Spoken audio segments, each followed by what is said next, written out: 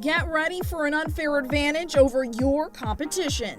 This is the Sales Edge podcast, where globally recognized sales expert and trainer Joe Pici helps you sharpen your skills for booking more appointments and closing more deals. And now, here's your host, Joe Pici.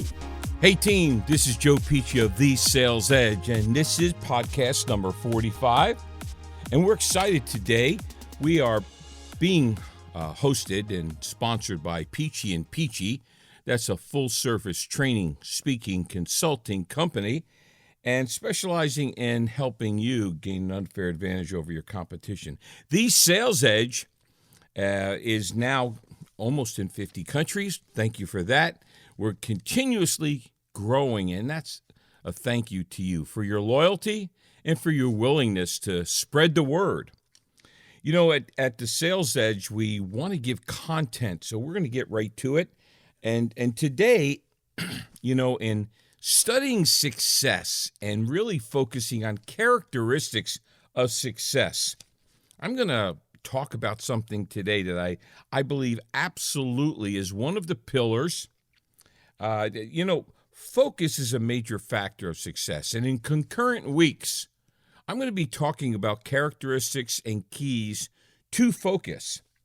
But one of the key ingredients of focus is our set of habits. You know, Jack Canfield says your habits determine your future. So as I study successful people, and I would recommend you make an effort to study successful people.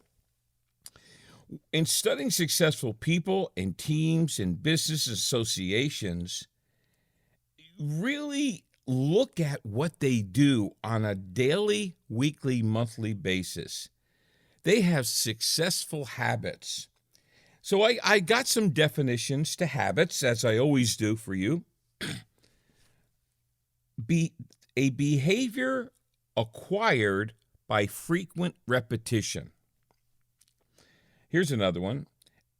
A reoccurring pattern of behavior that is acquired through frequent repetition. You know, the thing that as a football coach, I spent 20 years coaching the game of football. Dawn spent many years coaching voice. And the common denominator in our careers when we were coaching is how we spent so much time on repetition. You know, as a football coach, we had a set of drills.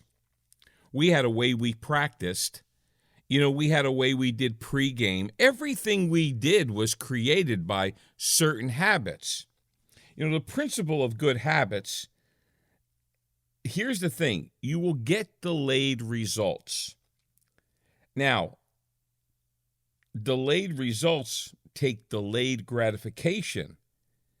You don't see the results immediately. You know, you eat donuts and a lot. You're not going to gain weight this morning. But over the course of time, you will. And so there's always the thing about habits, and because you don't see that instant gratification, that instant result, we can tend to not do them. You know, you want to lose 20 pounds. You get in the gym this morning. It hurts. You don't see a difference. You know, you didn't gain a belt loop. And so that's why creating habits takes long-term vision, takes delayed gratification, takes understanding the idea that today you're not going to see the result. So how do the habits work? These are the actions and behaviors you do over and over again. When you persist at developing these new behaviors, they eventually become automatic. So the thing about habits is the more you do them consistently, all of a sudden they become an automatic for you. They're triggered. And so I can tell you, though, every day you do these habits, you're always going to want to break the habit. You know, this morning, I got up at 3:30, and I have a habit of getting up at 3:30 and getting a glass of 14 ounces of lemon water, warm lemon water. And then I go in and I get on my stationary bike. Okay? I put on an inspirational video, and that's a habit. And I could tell you that this morning, for some reason, and I don't know what it was, as I got out of the bed at 3:25, and I was walking down the hallway, and I just almost skipped my water. I almost negotiated with the habit of the stationary bike. I mean, I've been doing this consistently over and over and over again. I don't want you to think that a habit is so automatic that you're just going to do it whether you want to do it or not. I really did not want to get on that stationary bike this morning. I didn't feel like it. But because it's an ingrained habit, and I know the results of broken good habits are negative consequences, and I don't want that. Once again, your habits will determine the quality of your life. So good habits will create positive rewards. Bad habits create negative consequences. Here's a key principle. The result of your habits don't show up until later in life. A year and a half ago, Dawn and I started creating some new habits of in our business. We are on episode 45, and I could tell you that when my son sat down with me and Dawn, and we talked about kicking off podcasts, this is what he shared. He said, a lot of really good people have started podcasting, and they tend to struggle to continuously move on with it because they allow things to get in the way. So I knew immediately that recording our podcasts would need to become a habit. And so I can tell you that there are times that, I'm selling, that I get on a road and I'm training. Just like last week, I was coming back on an airplane, and I knew I was going to get in at 2 o'clock in the morning, but I knew that day that I got in at 2 o'clock in the morning, that was the day I needed to record. And I could tell you the doubts and maybe you can do it tomorrow's were creeping in. However, I said, no, it's a habit. It's something, it's a heartbeat. It's something you got to do. So I went ahead and did it. And I know that the results of that continue this podcast going, which is a benefit to you, a benefit to us. So we all have some bad habits. I mean, we all have some bad habits, And if we were to make a list of our bad habits, what would they be? Well, I'm going to give you some examples of what might be a negative habit, all right? Now, there's a million of them that we could fall into, I can tell you. But I'm just going to give you a list of some that you may be doing, you may not be doing. Number 1, fast food diet. In other words, you run hard Monday through Friday. You don't have a lot of time. So you fall into that bad habit of doing the drive-through. The problem with a drive-through is everything in a drive-through is wrapped in a bun. And so, you all of a sudden the habit of convenience and fast and quick starts to become part of our behavior pattern. Another behavior pattern or a habit that we could fall into that may not be positive is procrastination. We put things off. I'll do it tomorrow. A friend of mine used to say, put off putting off. And so procrastination can become a habit that has tremendous negative consequences down the road. I mean, here's another one, allowing technology to distract us. This is a habit I see everywhere. This is a habit even me, Joe Pici, who is not Mr. High Tech, I have to guard against this. Everybody has to guard against this. People have bells and dings and dongs going on all day. They have their email opened up and something comes in, they just have to go look at it. They have news flashes coming in, and so they have to read them. And I would say that we've got to be careful that we don't adopt the habit of allowing technology to become the major distractor that is becoming. Number 4, not returning phone calls. Pet peeve for me, I got to be honest with you. I think some people have gotten into the habit of not returning phone calls, and they actually tell people, I'm not good at returning phone calls.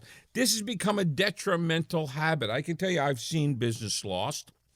I personally, if I call someone up and they do not return my phone call, don't be mad at me. I will never refer that person any business. If they don't have the self-discipline, if this has not become a habit, if they don't have the wherewithal to return my call, how can I refer them to a client? So this is a habit. How about this? Number 5, being late for meetings. I mean, some people have the habit of being late, and people will justify that and say, I tend to run late. Well, fix it. The habit of being late, the consequences of the habit of being late are not good. Let's move down to number 6, not getting your paperwork done on time.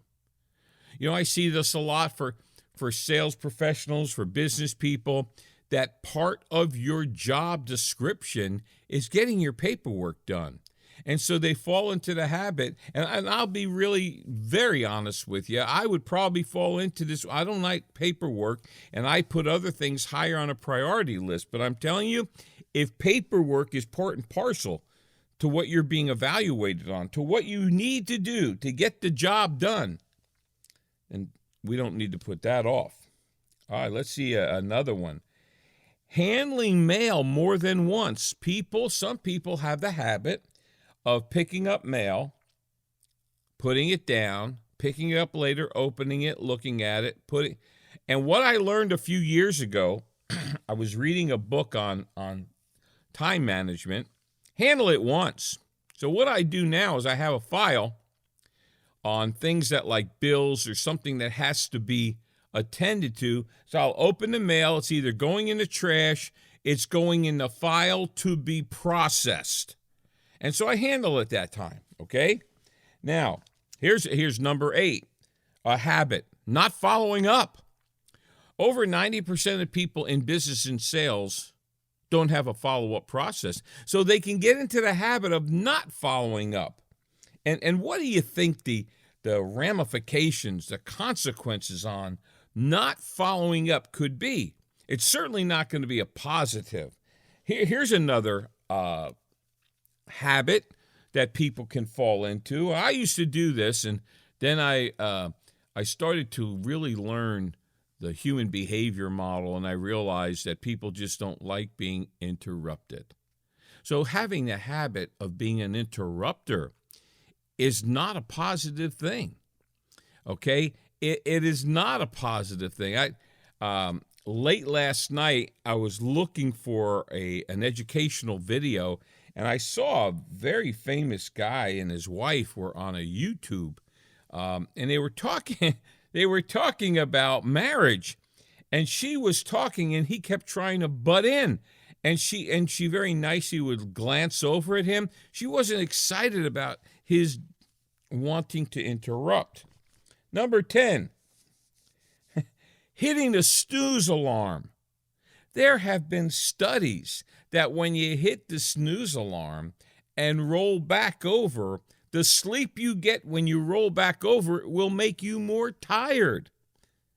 If you have the habit of hitting the snooze, hitting the snooze, hitting the snooze, I would recommend you just pop up and get up. Here's another one, 11. Not being attentive with your family. And I will tell you, I've got a finger pointing at you. I got 3 point. Many years ago, when I was working 100 hours a week, and I was a football coach, and then we entered into a part-time sales business to try to get out from under. And I could tell you that I could walk in the house after not being there for days, and just kind of, not that I wanted to ignore my family, but I was not attentive. And so the habit of not being attentive to your family, the ramifications of that are not going to be good. Here's a good one. And taking calls during meetings with your clients or family. I will tell you, when I'm in a meeting, that phone is in my pocket. Yesterday, Dawn and I went to lunch, and I just turned the phone over. I stuck it in my pocket. The whole act of taking calls during meetings is pretty much a slap in the face to the person you're dealing with. And so I just gave you 12. When you get a second, when you're not running, you're not on the treadmill, you're not driving, you may want to start to become aware of some of the habits that you have that may be causing you, listen, negative consequences. If we look at a habit and assign a result to it. So in other words, okay, if you eat cheeseburgers every day, what's the result of that? So assign a habit and then assign a result to it. And then ask yourself, hey, is this a good or bad one? There's 3 phases of a habit, and we're going to do the antithesis, how about that word, of this in a later podcast on how to set and execute positive habits. But the 3 phases of a habit, so you're aware of it, it's the cue or the trigger. And that's a signal, a word, an action that prompts you to an action. That could be good or bad, okay? The next one is the actual action, the actual activity. And the third one is the result or the reward, good or bad. So in looking at habits, realize something cues your action. That's the cue or a trigger, okay? Then you take the action, and then you live with the result. And so, what is a bad habit? That's a destructive action that creates short-term and long-term bad consequences. A second definition of a bad habit: destructive actions that negatively puts your self-esteem and your reputation at risk. And number 3, a pattern of the undesirable behavior acquired by frequent behaviors. So in the future, we're going to be talking about how you can change bad habits, how you can create good habits, because good habits deliver great results. So take out your phone and type in 55678, put in a tagline, Sales Edge, one word, text that, it'll take you to a link. Hit the link, it'll take you to a landing page. That landing page has free downloads. Also, if you scroll down, you'll be able to access our podcast. Please send this podcast out. If you like these podcasts, would you like them? Would you share them? And would you write a comment in? I would recommend, if there's any future podcast you'd like us to discuss, if you have any questions, concerns, disagreements, I'm always up for that. There's 2 ways you can handle that. You can email me at joe@piciandpici.com, or you can get a complimentary cup of Joe. And I've had people say, I can't believe you give your phone number out. I wouldn't if I didn't mean it. 407-947-2590. I had a guy named Mike call me the other day, and he said, "Hey, Joe, let me make a couple suggestions about your podcast." And I certainly appreciated that because we're in a business of getting better so we can help you to get better. We don't have an ego. We don't have all the answers. I can tell you this, we're always up to getting better, and we want to get better. So this has been podcast number 45. Thanks for coming. We certainly appreciate it. We look forward to our next podcast. Thanks for listening. New episodes will air each Tuesday and Thursday, so make sure to subscribe wherever you listen to podcasts and give us a 5-star review. The Sales Edge is sponsored by Pici and Pici Incorporated, a firm which provides training, consulting, and keynote presentations, empowering corporations and individuals to attract and retain quality clients for higher revenues and growth. Make more money in sales. Speak with Joe in person by calling 407-947-2590 or visit www.piciandpici.com. Spelled PICIAND, PICI.com.